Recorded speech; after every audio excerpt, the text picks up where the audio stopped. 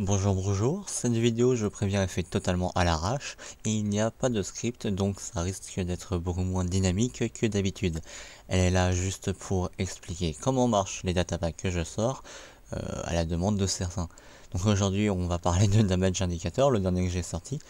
Je vous refais pas une présentation, hein.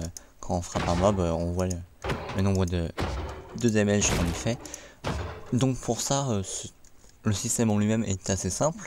On va utiliser 4 scores. Un qui va définir le nombre de points de vie qu'on a, mais pas en tant que point, pas en tant que vie qu'on a, mais en tant que point.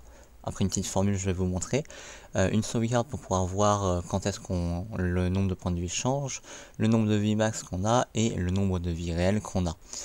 Donc dans notre pré-main, on va avoir notre main qui va s'exécuter à la position de tous les joueurs. On va aussi pouvoir exécuter à la position de tous les live damage, ça va être nos pop-up, le système de pop-up. Et on va avoir la partie pour le craft des casques. En fait on détecte les under eye, puis on vérifie s'il y a un chaudron avec de l'eau dedans. Et ensuite on va regarder s'il y a un casque. Et par la suite ça va faire le craft, ça je vous le montre après. Donc dans notre main qui va gérer en fait le système en lui-même, on va commencer par toutes les entités qui ne sont pas, ça c'est un groupe d'entités qui enlève les armor stands, les areas, les orbes d'XP, les items, donc toutes les entités, les vrais mobs qui sont autour du joueur et qui n'ont pas le tag check, on va leur lancer la fonction pour pouvoir trouver leur max. Puis dans cette fonction, on va leur donner le tag check et le reste du système va s'appliquer. Donc dans cette fonction, pour définir le max, on va récupérer le nombre de vies qu'ils ont avant qu'il y ait toute interaction avec le joueur, qu'on va mettre dans le score, dans leur score max. On va définir la vie qu'ils ont sur eux. Dans ce définir, on va pouvoir aussi voir le pourcentage de vie qu'ils ont par rapport aux vies max. On va mettre la sauvegarde et on va mettre life point à 100. En fait, ça représente 100% des vies qu'ils ont. Derrière, dans notre main, on va avoir besoin, toujours sur nos entités qui sont des vrais mobs, mais cette fois-ci qui ont le tag check, on va définir leur vie en permanence. C'est tout simplement, comme son nom l'indique, on va récupérer le nombre de vies qu'ils ont et on va le mettre dans le score vie. Et ensuite, on va le multiplier par 100 pour que ça fasse ça puisse aller avec le pourcentage qu'on multiplie aussi par 100. Bref, c'est pour que le nom soit à virgule, alors que dans un score on puisse pas. Donc on va l'augmenter et quand on le récupérera, on le rebaissera, on le divisera par 100. Oh, c'est un peu confus tout ça, hein. J'ai du mal sans script. Et en fait, ce qu'on va faire, c'est pour les pop-up et tout ça, c'est qu'on va regarder si notre score safe et notre score vie qu'on définit en permanence n'est plus le même. Donc ça veut dire que la vie a changé, donc il a pris un dégât ou qu'il s'est soigné. Et dans ce cas-là, on va utiliser la fonction modify qui, elle, va gérer en fait va regarder le nombre de dégâts qu'on s'est pris. Donc on va regarder dans le faux joueur var, on va mettre les vies du mob, on va soustraire aux vies qu'on avait de base et du coup on va devoir diviser par 100 puisque je vous rappelle qu'on avait multiplié par 100 au début, et on va se retrouver donc avec la différence de vie avant après, c'est à dire les damages. Ensuite, on va remettre save à le nombre de vies correct pour pas que la fonction se relance. Et on va mettre dans les points, donc les points c'est le pourcentage, je vous rappelle, on va prendre le nombre de vies qu'on a actuellement, qu'on va diviser par le nombre de vies max. Le nombre de vies étant multiplié par 100, ça va faire le pourcentage de vie qu'il a par rapport aux vies max. Ensuite, on va gérer le pop-up de dégâts, donc pour ça on va créer un armor stand qui aura les deux tags life new damage et life damage qui sera visible et aura un nom custom avec rien dedans. Il sera aussi invisible et marqueur pour pas qu'on puisse le frapper. Ensuite, on va se servir du panneau qu'on a fait apparaître dans le load. Ça c'est pour pouvoir convertir le score en un texte à mettre dans le nom de notre entité. Donc on va regarder si le score est négatif, donc c'est un damage. On va mettre le score var sur le score Silva Life en rouge sur le panneau. Si la modification est, le changement est positif, c'est du heal, cette fois-ci on va le faire en vert au lieu de le faire en rouge Là c'est purement esthétique. Et on va rajouter le petit plus devant.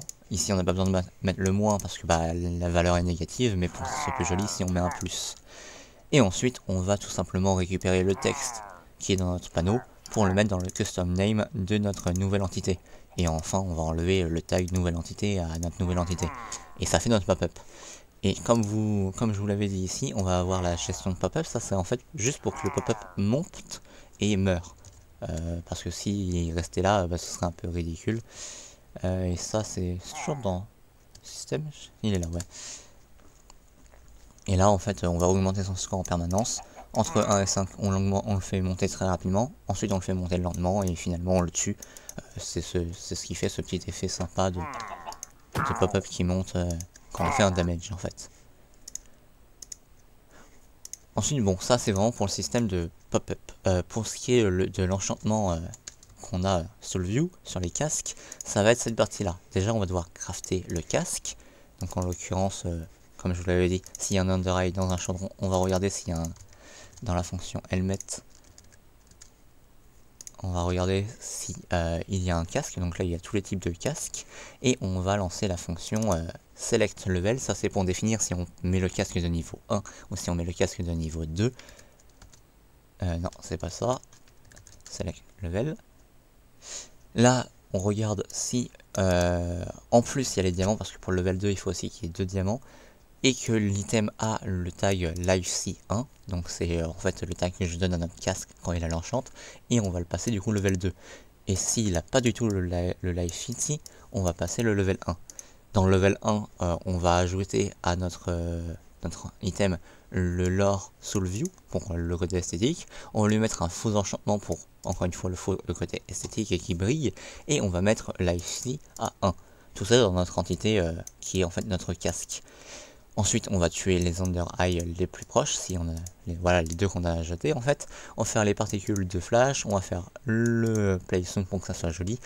On va mettre de l'air puis remettre le chaudron, ça c'est pour vider le chaudron, parce que si vous mettez un chaudron, même s'il n'a pas les mêmes NBT sur notre chaudron, ça marche pas. Donc voilà.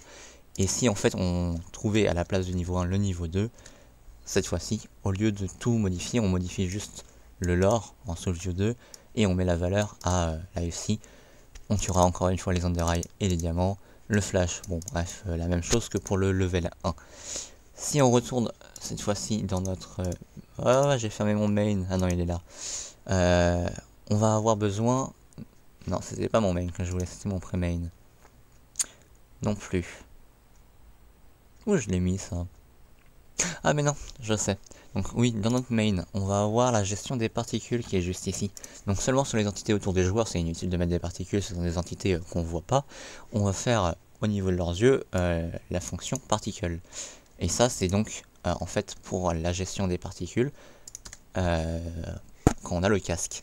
Donc si les points de vie, donc le pourcentage de vie du mob est entre 100 et 81, bah ça va faire les particules, les 5 petites particules, etc.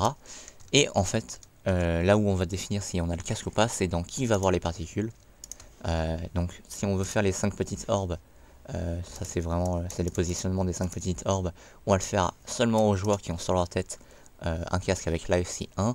Et si ils ont le LiveC2, en fait on va faire des particules tout autour de l'entité. C'est ce qu'on a là. Alors que si j'avais le casque 1, on a juste ces petites particules en forme d'orbe au-dessus de leur tête. Voilà, je sais pas si j'ai été très clair, très franchement j'avais pas fait de script, rien. J'espère que je l'ai été pour ceux qui étaient curieux. Ceux qui ne sont pas très bons ou qui n'ont pas l'habitude de faire des commandes blocs ou du datapack, vous avez rien compris, c'est très probable et je vous en veux pas. C'était pas pour la vidéo ne vous est pas vraiment adressée, c'est plus pour ceux qui s'y connaissent un peu et qui voulaient savoir comment ça marchait. Je vois au compteur que j'ai déjà 9 minutes de record, ce qui est beaucoup pour une présentation d'un datapack si petit, et c'est là que je suis content de ne pas l'avoir scripté et fait un montage et tout ça. Bref, je vais pas perdre plus de temps, j'ai pas ma trappe donc je vais pas tomber. Sur ce, eh bien, bon cube et à la prochaine.